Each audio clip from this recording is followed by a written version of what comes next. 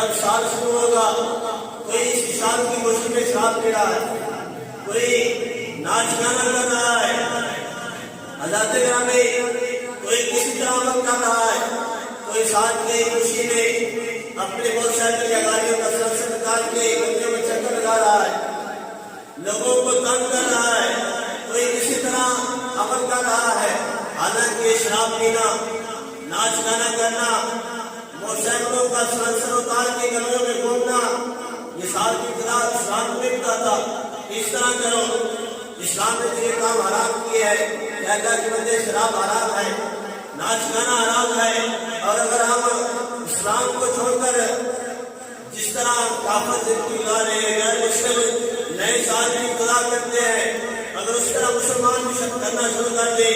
تو کافروں اور مسلمانوں میں کیا فرق رہے گا؟ حضرات گرامی، اللہ کے نبی نے ارشاد فرمایا